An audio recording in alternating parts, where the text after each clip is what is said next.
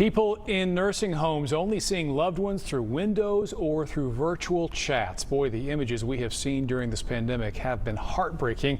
Our most vulnerable population basically off limits to friends and family. COVID forcing a lockdown on nursing homes, but that is finally beginning to ease up. Families finally getting some of those in-person visits. Joining me to talk about the changes is Brian Levy with Cambridge Caregivers and Manchester Care Homes in North Texas. Thank you for joining us, Brian. Mark, thanks for having me. Well, first of all, how difficult has this past year been for folks in senior care and assisted living facilities not being able to freely see their loved ones?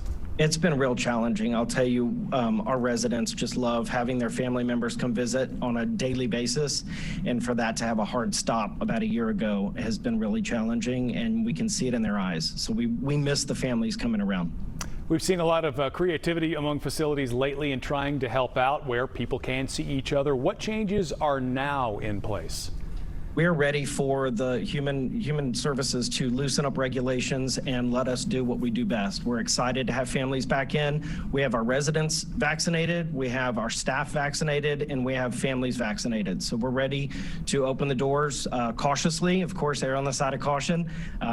Everybody will be in PPE, but we're ready to have families back in to be with their loved ones.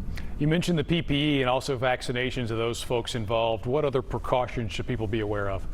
Well, of course, we're going to take temperatures on the way in. We monitor our families, find out where they've been, what they've been doing, do they have symptoms, etc. We have a director of nursing on staff that is very involved with the staff, the residents, and the residents' families. So we want to do what we do best. And, you know, there's a balance between cautious and, you know, isolation is real. So we want our families to be with their loved ones.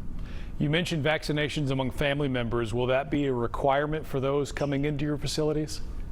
We are working on regulations right now, but I believe so. We're going to probably require family members to be vaccinated. We have, like I said, our staff and the residents vaccinated. And then once all the family, we get the go-ahead, we're ready to open the doors.